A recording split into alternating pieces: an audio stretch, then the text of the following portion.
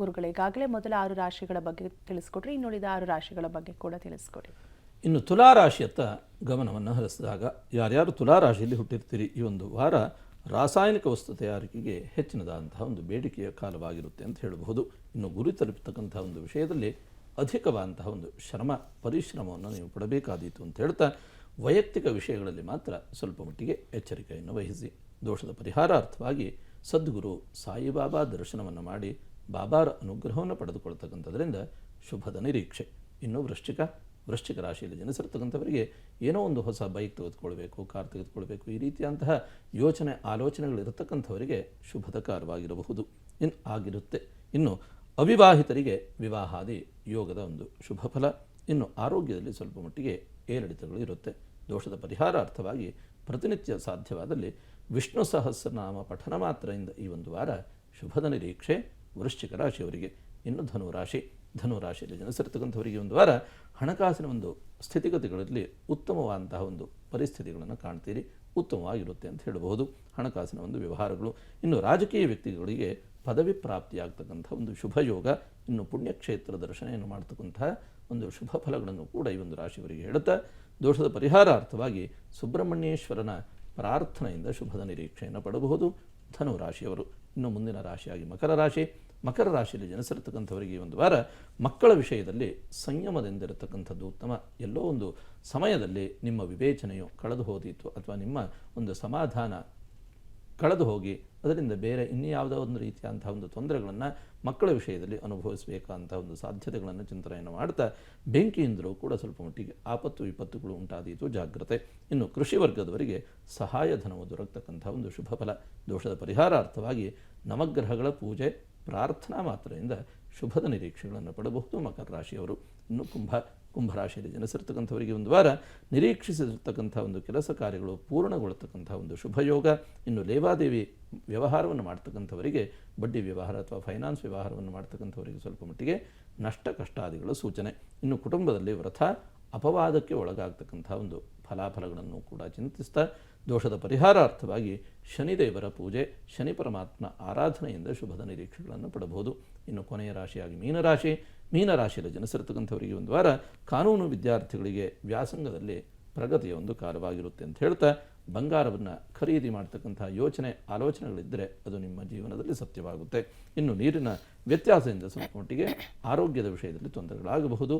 ದೋಷದ ಪರಿಹಾರಾರ್ಥವಾಗಿ ನವಧಾನ್ಯಗಳನ್ನು ದಾನವನ್ನಾಗಿ ನೀಡತಕ್ಕಂಥದ್ರಿಂದ ಶುಭದ ನಿರೀಕ್ಷೆ ಮೀನರಾಶಿಯವರಿಗೆ. 12 ರಾಶಿಗಳಲ್ಲಿ ಜನಿಸಿರ್ತಕ್ಕಂಥ ತಮಗೆಲ್ಲರಿಗೂ ಕೂಡ ಆ ಆದಿತ್ಯಾದಿ ನವಗ್ರಹ ದೇವತೆಗಳ ಸಂಪೂರ್ಣವಾದಂತಹ ಅನುಗ್ರಹ ಆಶೀರ್ವಾದದ ಬಲ ತಮ್ಮ ಪಾಲಿಗಿರಲಿ ಅಂತ ಹೇಳ್ತಾ, ಸರ್ವೇ ಜನಾಃ ಸುಖಿನೋ ಭವಂತು. ವೀಕ್ಷಕರೇ, ಇನ್ನು ಪಬ್ಲಿಕ್ ಮೂವಿಯಲ್ಲಿ ಗುರುಜಿಯವರ ಕಾರ್ಯಕ್ರಮ ಪ್ರತಿದಿನ ಪ್ರಸಾರವಾಗುತ್ತೆ. ಪ್ರತಿದಿನ 1 ಗಂಟೆಯಿಂದ 1:45 ಕೂಡ ಗುರುಜಿಯವರ ಕಾರ್ಯಕ್ರಮ ಪ್ರಸಾರವಾಗಲಿದ್ದು, ಅಲ್ಲೂ ಕೂಡ ನೀವು ನೇರವಾಗಿ ಗುರುಜಿಯವರಿಗೆ ಕರೆ ಮಾಡಿ ನಿಮಗೆ ಯಾವುದೇ ರೀತಿಯಾದಂತಹ ಸಮಸ್ಯೆ ಇದ್ದಲ್ಲಿ ಪರಿಹಾರವನ್ನು ಕಂಡುಕೊಳ್ಬಹುದು. ಒಬ್ಬರು ಕಾಲರ್ ಹಿಡಿದರೆ ಮಾತನಾಡಿಸ್ಬಿಡೋಣ. ಮಂಜುನಾಥ್ ಅಂತ ಹೇಳಿ ಕರೆ ಮಾಡಿದ್ದಾರೆ. ನಮಸ್ತೆ ಮಂಜುನಾಥ್ ಅವರೇ. ಹಲೋ ಮಂಜುನಾಥ್ ಅವರೇ, ಮಾತಾಡಿ. ಯಾರ ಬಗ್ಗೆ ಕೇಳಬೇಕಿತ್ತು? ನಮ್ಮ ತಂಗಿ ಬಗ್ಗೆ ಮಾತಾಡಬೇಕಿತ್ತು. ಅವರ ಹೆಸರು, ಹುಟ್ಟಿದ ದಿನಾಂಕ ಹಾಗೆ ಸಮಯ ತಿಳಿಸಿ. ಅವರ ಹೆಸರು ರಾಧಾ ಅಂತ ಹೇಳ್ಬಿಟ್ಟು, ಹುಟ್ಟಿದ ದಿನಾಂಕ 3/1/1978, ಮಧ್ಯಾಹ್ನ 2:30ಕ್ಕೆ. ಮಾತಾಡಿ, ಗುರುಜಿ ಇದ್ದಾರೆ. ನಮಸ್ತೆ. ನಮಸ್ತೆ ಸರ್. ಏನು ಕೇಳಬೇಕು? ಅವರಿಗೆ ಆರೋಗ್ಯದಲ್ಲಿ ತುಂಬಾ ಏರುಪೇರು ಆಗ್ತಾ ಇರುತ್ತೆ. ಆಮೇಲೆ ಕನಸಲ್ಲಿ ಬರೀ ಕೆಟ್ಟ ವ್ಯಕ್ತಿಗಳು ಬರ್ತಾರೆ, ಮತ್ತೆ ಸತ್ತವರೆಲ್ಲ ಬರ್ತಾರೆ. ನೋಡೋಣ. ನೋಡಿ, ಚಿತ್ತಾ ನಕ್ಷತ್ರ, ಕನ್ಯಾ ರಾಶಿ. ಈಗ ಶನಿ ದಶೆಯಲ್ಲಿ ಅವರಿಗೆ ಚಂದ್ರಾಂತರ್ಭುಕ್ತಿಯ ಸಮಯವು ನಡೀತಾ ಇದ್ದು 48 ವರ್ಷ 6 ತಿಂಗಳು 27 ದಿನ ಇವತ್ತಿಗೆ ಸರಿಯಾಗಿ ವಯಸ್ಸು ಪ್ರಾಯ. ನೋಡಿದಾಗ ಜನ್ಮ ಜಾತಕವನ್ನು ನೋಡಿ, ಲಗ್ನವನ್ನು ಆಧರಿಸಿ ಜಾತಕಾವಲೋಕನೆಯನ್ನು ಮಾಡಿದಾಗ ಲಗ್ನವೇ ಮೇಷ ಲಗ್ನವಾಗಿ ಲಗ್ನ ಸ್ಥಾನದಲ್ಲೇ ಮಾಂದ್ಯೋದಯವಾದಂತಹ ಜಾತಕ, ತೃತೀಯದ ಗುರು, ಚತುರ್ಥದ ಅಂಗಾರಕ, ಪಂಚಮದ ಶನಿ, ಷಷ್ಠ ಸ್ಥಾನದಲ್ಲಿ ಚಂದ್ರ ರಾಹು, ಅಷ್ಟಮದ ಬುಧ, ಭಾಗ್ಯಸ್ಥಾನದಲ್ಲಿ ರವಿ ಶುಕ್ರರು, ವ್ಯಯದ ಕೇತು. ಇದು ಜಾತಕದ ಗ್ರಹಸ್ಥಿತಿಯಾಗಿದ್ದು ನೋಡಿ, ವಯಸ್ಸು 48 ವರ್ಷ ಪ್ರಾಯ.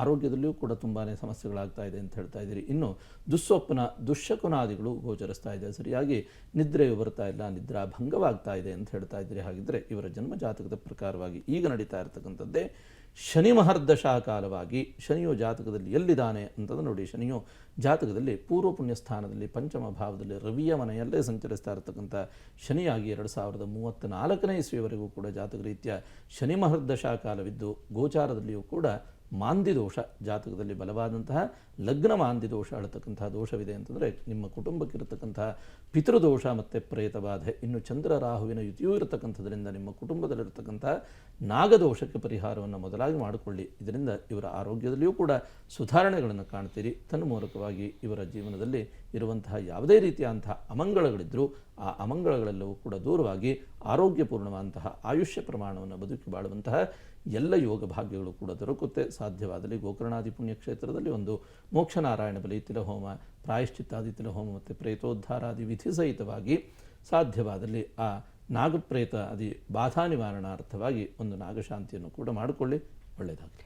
ಧನ್ಯವಾದಗಳು ಮಂಜುನಾಥ್ ಅವರೇ, ಕರೆ ಮಾಡಿದ್ದಕ್ಕಾಗಿ. ಓಕೆ ಗುರುಗಳೇ, ಈಗ ದೃಷ್ಟಿದೋಷದ ಬಗ್ಗೆ ಈಗಾಗಲೇ ಕಳೆದ ಹಲವು ಸಂಚಿಕೆಯಿಂದ ಕೂಡ ತಿಳಿಸ್ಕೊಡ್ತಾ ಇದ್ರಿ, ತಿಳಿಸ್ಕೊಡಿ ಗುರುಜಿ. ನೋಡಿ, ವಾಮಾಚಾರ ದೋಷ, ದೃಷ್ಟಿದೋಷ, ದೋಷ, ಆಭಿಚಾರಾದಿ ಕ್ರಿಯೆ ಅಥವಾ ಕೃತ್ಯಾದೋಷ ಅಥವಾ ಮಾಟಮಂತ್ರಾದಿ ಪ್ರಯೋಗ, ಈ ರೀತಿಯಂತಹ ಬಾಧೆಗಳಿದ್ದಾಗ ಈಗ ಸಾಧಾರಣವಾಗಿ 3-4 ದಿವಸದಿಂದ ಇದರ ವ್ಯಾಖ್ಯಾನವನ್ನು ತುಂಬಾ ಹೇಳಿದ್ದೇನೆ.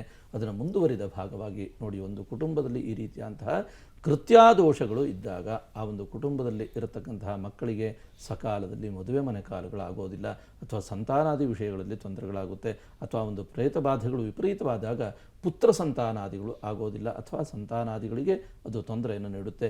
ಇನ್ನು ವಿಶೇಷವಾಗಿ ಆರೋಗ್ಯದಲ್ಲಿ ತೊಂದರೆಗಳು ಉಂಟಾಗ್ತಕ್ಕಂಥದ್ದು, ಅಥವಾ ಪದೇ ಪದೇ ಆಕ್ಸಿಡೆಂಟ್ಗಳಾಗುವಂಥದ್ದು, ಅಪಘಾತಗಳಾಗ್ತಕ್ಕಂಥದ್ದು, ಅಥವಾ ವಿಶೇಷವಾಗಿ ಈ ಕತ್ತಿನ ಭಾಗದಲ್ಲಿ ನೋವು ಬರ್ತಕ್ಕಂಥದ್ದು, ಈ ರೀತಿಯಂತಹ ಸೂಚನೆಗಳೆಲ್ಲವೂ ಕೂಡ ದೊರಕುತ್ತೆ. ಅಥವಾ ದುಶ್ಶಕುನ, ದುಸ್ವಪ್ನಾದಿಗಳು ಆ ಒಂದು ಕುಟುಂಬದಲ್ಲಿ ಸಂಭವಿಸುತ್ತೆ. ನೋಡಿ, ಅಕಸ್ಮಾತ್ ಛಾಯಾರೂಪ ದರ್ಶನ, ಭಾರ್ಯ ಭರ್ತೃವಿಯೋಗ, ಅತಿ ಕೋಪ, ಅತಿ ಆಲಸ್ಯ, ಎಷ್ಟೋ ಸಂದರ್ಭದಲ್ಲಿ ಅತಿ ಕೋಪಗಳು ಬರ್ತಕ್ಕಂಥದ್ದು, ಇನ್ನು ಅತಿ ಆಲಸ್ಯಾದಿ ಪ್ರವೃತ್ತಿಯಲ್ಲಿ ಜನ ಆ ಒಂದು ಮನೆಯ ಸದಸ್ಯರು ಜೀವನವನ್ನು ನಡೆಸ್ತಕ್ಕಂಥದ್ದು, ಈ ರೀತಿಯಂತಹ ದೋಷಗಳು ಎಲ್ಲಿ ಕಂಡು ಬರುತ್ತೋ ಸರಿಯಾದಂತಹ ಒಂದು ವಿಧಾನದಲ್ಲಿ ಆರೂಢ ಪ್ರಶ್ನೆ, ತಾಂಬೂಲ ಪ್ರಶ್ನೆ ಅಥವಾ ಕವಡೆ ಪ್ರಶ್ನೆ, ಈ ರೀತಿಯಂತಹ ಪ್ರಶ್ನಾಚಿಂತನೆಯನ್ನು ಆ ಒಂದು ಕುಟುಂಬದಲ್ಲಿ ಮಾಡಿಕೊಳ್ಳುವುದರ ಮುಖೇನವಾಗಿ ತತ್ಸಂಬಂಧಿತವಾದಂತಹ ಆ ಬಾಧಾ ನಿವೃತ್ತಿಗಾಗಿ ಹಲವು ರೀತಿಯಂತಹ ಪರಿಹಾರಗಳನ್ನು ಶಾಸ್ತ್ರವು, ಜ್ಯೋತಿಷ್ಶಾಸ್ತ್ರವು ಹೇಳುತ್ತೆ. ಅದರಲ್ಲಿ ವಿಶೇಷವಾಗಿ ಉಚ್ಚಾಟನಾದಿ ಕರ್ಮಗಳನ್ನು ಮಾಡತಕ್ಕಂಥದ್ದು, ವಿಶೇಷವಾಗಿ ಸುದರ್ಶನ ಉಚ್ಚಾಟನೆ, ಇನ್ನು ರಕ್ಷಾ ದಿಗ್ಬಂಧನಾದಿ ಕ್ರಮಗಳನ್ನು ಮಾಡ್ತಕ್ಕಂಥದ್ದು, ಅಘೋರಾಸ್ತ್ರನ ಉಪಾಸನೆ ಆರಾಧನೆಗಳನ್ನು ಮಾಡ್ತಕ್ಕಂಥದ್ದು, ಪ್ರತ್ಯಂಗಿರ ಉಪಾಸನೆ ಆರಾಧನೆಯನ್ನು ಮಾಡ್ತಕ್ಕಂಥದ್ದು, ಅಥವಾ ವಿಶೇಷವಾಗಿ ಬ್ರಹ್ಮರಾಕ್ಷಸನ ಒಂದು ಪ್ರೇತೋಚ್ಚಾಟನೆಯನ್ನು, ಬಾಧಾ ನಿವಾರಣೆಯನ್ನು ಮಾಡ್ತಕ್ಕಂಥದ್ದು, ಇನ್ನು ವಿಶೇಷವಾಗಿ ಖಡ್ಗ ರಾವಣ ಬಲಿ, ಈ ರೀತಿಯಂತಹ ತಂತ್ರಗಳನ್ನು ಮಾಡ್ತಕ್ಕಂಥದ್ದು. ಇದು ಯಾವುದೂ ಕೂಡ ಸಾಧ್ಯವಾಗಿಲ್ಲ ಅಂದರೆ ಅತ್ಯಂತ ಸುಲಭವಾಗಿ ಮನೆಯಲ್ಲಿಯೇ ಈ ಎಲ್ಲ ದೇವತಾ ಸಂಬಂಧವಾದಂತಹ ಜಪಾನುಷ್ಠಾನಗಳನ್ನು ಮಾಡಿಸಿ ರಕ್ಷಾ ಸಂಬಂಧಿತವಾದಂತಹ ಯಂತ್ರಗಳನ್ನು ಆ ಒಂದು ಮನೆಯಲ್ಲಿ ಸ್ಥಾಪನೆಯನ್ನು ಮಾಡ್ತಕ್ಕಂಥದ್ದು. ಇನ್ನು ವಿಶೇಷವಾಗಿ ದಿಗ್ಬಲಿ, ಇಂದ್ರಾದಿ ದಿಗ್ದೇವತೆಗಳಿಗೆ ಬಲಿದಾನಾದಿಗಳನ್ನು ಮಾಡ್ತಕ್ಕಂಥದ್ದು, ರಕ್ಷಾ ಸ್ವರೂಪವಾಗಿ ಈ ರೀತಿಯಾಗಿರ್ತಕ್ಕಂತಹ ಉಚ್ಚಾಟನೆ, ರಕ್ಷಾ ಮತ್ತು ದಿಗ್ಬಂಧನಾದಿ ಕ್ರಮದಿಂದ ವಿಶೇಷವಾಗಿ ತಂತ್ರಶಾಸ್ತ್ರದಲ್ಲಿ, ಕೇರಳೀಯ ತಂತ್ರಶಾಸ್ತ್ರದಲ್ಲಿ ಹೇಳಿರತಕ್ಕಂಥ ಎಲ್ಲ ರೀತಿಯಂತಹ ತಂತ್ರಗಳನ್ನು ಮತ್ತು ಮಂತ್ರೋಪಾಸನೆಯನ್ನು ಅಥವಾ ದೇವತಾ ಉಪಾಸನೆ, ಉಚ್ಚಾಟನಾದಿ ಕಾರ್ಯಕ್ರಮವನ್ನು ಮಾಡಿಕೊಂಡು ಆ ಒಂದು ಕುಟುಂಬಕ್ಕೆ ಒದಗಿ ಬಂದಿರತಕ್ಕಂಥ ಈ ರೀತಿಯಂತಹ ದುಷ್ಟಶಕ್ತಿಗಳನ್ನು ಉಚ್ಚಾಟನೆ ಮಾಡಿಕೊಳ್ತಕ್ಕಂಥ ಒಂದು ವಿಧಿಯನ್ನು ಶಾಸ್ತ್ರದಲ್ಲಿ ಹೇಳಿದ್ದಾರೆ. ಇದರ ಕುರಿತಾಗಿ ಸರಿಯಾದಂತಹ ಒಬ್ಬ ದೈವಜ್ಞನಲ್ಲಿ ಸಲಹೆಯನ್ನು ಪಡೆದುಕೊಂಡು ಮುಂದುವರಿಯತಕ್ಕಂಥದ್ದು ಉತ್ತಮ ಮಾಡತಕ್ಕಂಥದ್ದೇ ಇವತ್ತಿನ ದಿನ ವಿಶೇಷತೆಯಾಗಿರುತ್ತೆ.